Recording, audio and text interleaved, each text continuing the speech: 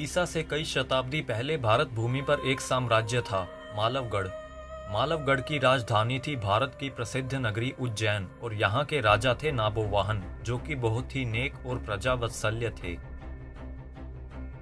राजा नाबोवाहन की मृत्यु के पश्चात उनके पुत्र गंधर्वसेन राजा बने, जिन्हें महेंद्रादित्य भी कहते हैं। उस समय 4 शकों ने मिलकर भारत भूमि पर आक्रमण किया था। शक यानी उत्तर पश्चिम एशिया से आए विदेशी। जब शकों ने मिलकर भारत के कुछ इलाकों पर आक्रमण किया तो राजा गंधर्वसेन अपना राज्य न बचा पाए और उन्हें अपनी दोनों रानियों सहित विंध्याचल के पर्वतों पर निवास करना पड़ा। गंधर्वसेन के 2 पुत्र और एक पुत्री थी, भर्तहरि, विक्रमसेन और मैनावती। आज से 101 ईसा पूर्व जब कली काल के 3000 वर्ष बीत चुके थे, तब भारतवर्ष की भूमि पर फिर से एक महान वीर का जन्म हुआ, जिसका नाम था विक्रमसेन, जिसने पूरे 100 वर्षों तक वीरता और न्यायपूर्वक राज कर भारत की भूमि को गर्वित किया। महाराज विक्रमादित्य का सविस्तार वर्णन भविष्य पुराण में और स्कंद पुराण में मिलता है। सम्राट विक्रमादित्य के इतिहास को मुगलों, अंग्रेजों और वामपंथियों ने जानबूझकर तोड़ा और तथ्यों को मिटाने की कोशिश कर लोगों को भ्रमित किया और राजा विक्रमादित्य को एक मिथकीय चरित्र बनाने की पूरी कोशिश की, क्योंकि विक्रमादित्य उस काल में महान व्यक्तित्व और शक्ति के प्रतीक थे, जबकि मुगलों और अंग्रेजों को यह सिद्ध करना था कि उस काल में दुनिया अज्ञानता में जी रही थी। दरअसल सम्राट विक्रमादित्य का शासन अरब और मिस्र तक फैला था और संपूर्ण धरती के लोग उनके नाम से परिचित थे। सम्राट विक्रमादित्य अत्यधिक पराक्रमी थे।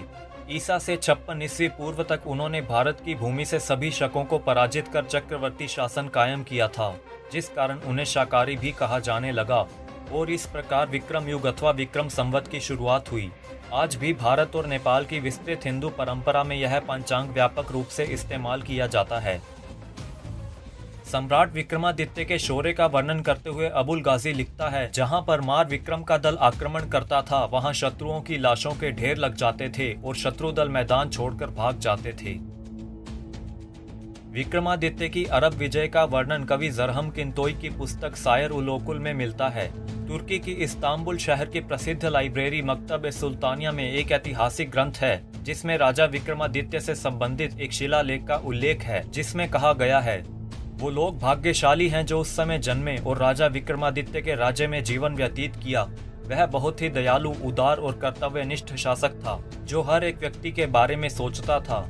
उसने अपने पवित्र धर्म को हमारे बीच में फैलाया, अपने देश के सूर्य से भी तेज विद्वानों को हमारे देश में भेजा ताकि शिक्षा का उजाला फैल सके। इन विद्वानों और ज्ञाताओं ने हमें भगवान की उपस्थिति और सत्य के सही मार्ग के बारे में बताकर एक परोपकार किया है। ये विक्रमादित्य के निर्देश पर यहाँ आए। विक्रमादित्य स्वयं गुणी थे और विद्वानों, कवियों, कलाकारों के आश्रयदाता भी थे। उनके दरबार में 9 प्रसिद्ध विद्वान थे और ये सभी 9 विद्वान नवरत्न कहलाते थे। उज्जैन नगरी तत्कालीन ग्रीनविच थी, जहां सामान्य बोलचाल की भाषा संस्कृत थी। सम्राट विक्रमादित्य की प्रजा सभी भौतिक और दैहिक कष्टों से मुक्त थी। अभी आपको यह बताते हैं कि किस तरह विक्रमसेन बने चक्रवर्ती सम्राट विक्रमादित्य। 100 ईसा पूर्व से 500 ईसा पूर्व तक एशिया में हुणों ने आतंक मचा रखा था। हुण चीन अथवा मंगोलिया की तरफ से आया एक जाति समूह था, जो कि बहुत ही बर्बर और अत्याचारी थे। वे कबीलों पर आक्रमण करते, लूटपाट करते और सभी का कत्ल कर डालते थे। हुणों ने पहले पश्चिम पर आक्रमण कर वहां के कुछ हिस्सों पर अपना अधिकार कर लिया और पश्चिम की तरफ से आए 4 क्रूर शकों ने भारत के कुछ इलाकों पर अपना अधिकार कर लिया, जिनमें मथुरा, महाराष्ट्र और उज्जैन शामिल थे। ये शक पूरे भारत पर अपना अधिकार करना चाहते थे। शकों ने उज्जैन के राजा और विक्रमसेन के पिता का अपमान कर उन्हें राज्य से बाहर निकाल दिया। इस समय विक्रमादित्य बहुत ही छोटे थे और विक्रमसेन के बड़े भाई भर्तहरि मालवा देश के राजा थे। काल चक्र आगे बढ़ा। विक्रमसेन जब युवा हुआ तो उनके बड़े भाई भर्तहरि ने राज्य पद त्याग कर संन्यास धारण कर लिया। इस समय तक विक्रमसेन एक सुगठित शरीर का स्वामी, अत्यंत गुणी एवं एक महान योद्धा बन चुका था। बड़े भाई के संन्यास धारण कर लेने पर उन्होंने मालव का राजपद स्वीकार कर लिया। धनुष, खड़ग, असी, त्रिशूल एवं परशु में उनका कोई सानी नहीं था। अपनी नेतृत्व करने की क्षमता के कारण उन्होंने एक सैन्य दल भी गठित कर लिया था। अब समय आ गया था कि भारतवर्ष को शकों से मुक्त करवाया जाए। विक्रमसेन ने अपने सभी मित्रों के साथ सभाएं व मंत्रणाएं की। उज्जैन पर विजय हासिल करने के रास्ते में एक अड़चन थी। कि यदि वे उज्जैन पर हमला करेंगे तो दूसरे राज्यों के शक उज्जैन के राजा शोषाद की मदद के लिए आगे आएंगे। इस अड़चन को दूर करने के लिए विक्रमसेन को अपनी सेना को और अधिक सुदृढ़ करना था। अतः सेना की संख्या बढ़ाने के लिए गांव-गांव के शिव मंदिरों में भैरव भक्त के नाम से गांवों के युवकों को भर्ती किया जाने लगा। सभी युवकों को त्रिशूल प्रदान किए गए और वनों में उनका शस्त्राभ्यास करवाया जाने लगा। कुछ ही समय में भैरव सैनिकों की संख्या 40,000 से भी अधिक हो गई। महाकुंभ के अवसर पर सभी भैरव सैनिकों को साधु संतों के वेश में उज्जैन के सैकड़ों गांवों के मंदिरों में ठहरा दिया गया। महाकुंभ का स्नान समाप्त होते ही सैनिकों ने अपना अभियान शुरू कर दिया। भैरव सेना ने उज्जैन व विदिशा को घेर लिया और फिर शुरू हुआ भीषण संग्राम। विदेशी शकों को बुरी तरह से काट डाला गया। उज्जैन का राजा शोषाद भाग खड़ा हुआ और मथुरा के शासक का पुत्र खारीश विदिशा के युद्ध में मारा गया। उसके बाद भी सम्राट विक्रमसेन और उनके साथियों के शकों के साथ कई युद्ध हुए और अंततः भारत की भूमि शकों से मुक्त हो गई और हिंदू संस्कृति का प्रसार समस्त विश्व में हुआ। सम्राट विक्रमादित्य का राज्याभिषेक हुआ और विक्रम संवत की शुरुआत हुई। सम्राट विक्रमादित्य का साम्राज्य पूर्व में चीन से लेकर पश्चिम में इराक और टर्की तक फैल चुका था।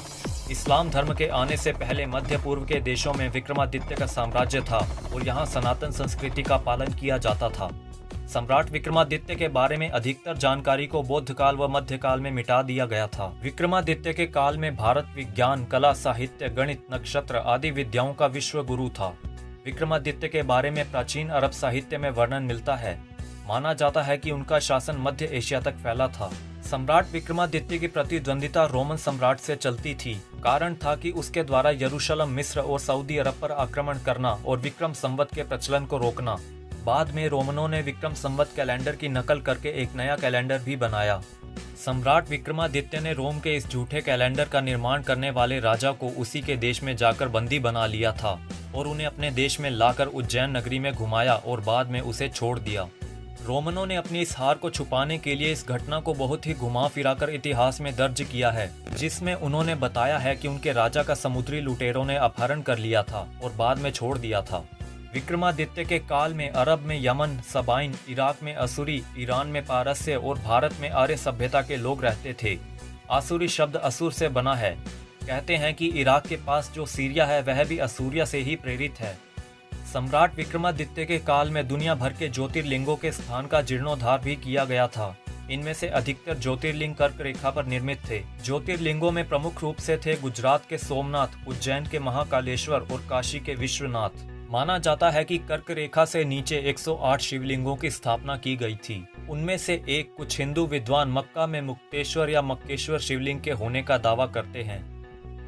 विक्रमादित्य ने नेपाल के पशुपतिनाथ, केदारनाथ और बद्रीनाथ मंदिरों को फिर से बनवाया था। इन्हें बनाने के लिए उन्होंने मौसम वैज्ञानिकों, खगोलविदों और वास्तुविदों की भरपूर मदद ली थी। नेपाली राजवंशावली अनुसार नेपाल के राजा अंशुवर्मन के समय यानी कि ईसा पूर्व पहली शताब्दी में उज्जैन के राजा विक्रमादित्य के नेपाल आने का उल्लेख मिलता है। राजा विक्रमादित्य की महानता का भारत की संस्कृत, प्राकृत, अर्धमागधी, हिंदी, गुजराती, मराठी, बांग्ला आदि भाषाओं के ग्रंथों में विवरण मिलता है। फिर भी भारत के लोगों को सदियों से झूठा और भ्रामक इतिहास पढ़ाकर अपनी संस्कृति से दूर किया गया है। सम्राट विक्रमादित्य की मृत्यु के पश्चात उनके राज्य पर शकों के आक्रमण फिर से प्रारंभ तब उन्हीं के प्रपौत्र राजा शालिवाहन ने शकों को पुनः पराजित किया और इस अवसर पर शालिवाहन संवत प्रारंभ हुआ, जिसे हमारी केंद्र सरकार ने राष्ट्रीय संवत माना है, जो कि सौर गणना पर आधारित है। उज्जैनी के चक्रवर्ती सम्राट विक्रमादित्य के महान साम्राज्य क्षेत्र में वर्तमान भारत, चीन, नेपाल, भूटान, तिब्बत, पाकिस्तान, अफगानिस्तान, रूस, कजाकिस्तान, अरब क्षेत्र, Iraq, Iran, Syria, Turkey, Myanmar, दोनों कोरिया, श्रीलंका इत्यादि क्षेत्र या तो पूर्णतः सम्मिलित थे अथवा संधिकृत थे। उनका साम्राज्य सुदूर बाली द्वीप तक पूर्व में और सऊदी अरब तक पश्चिम में था। सायर-उल-लोकुल मकतब सुल्तानिया लाइब्रेरी इस्तांबुल, टर्की के अनुसार सम्राट विक्रमादित्य ने अरब देशों पर शासन किया है और अनेकों दुर्जय युद्ध लड़े व संधियां की। तो दोस्तों, ये था महान चक्रवर्ती सम्राट विक्रमादित्य और हमारे भारत का इतिहास। अगर आपको जानकारी अच्छी लगी हो तो वीडियो को लाइक और शेयर जरूर करें और चैनल को सब्सक्राइब करने के साथ साथ नोटिफिकेशन बेल पर भी जरूर प्रेस कर दें, ताकि आपको आगे आने वाली वीडियोस की जानकारी समय पर मिलती रहे। Thanks for watching.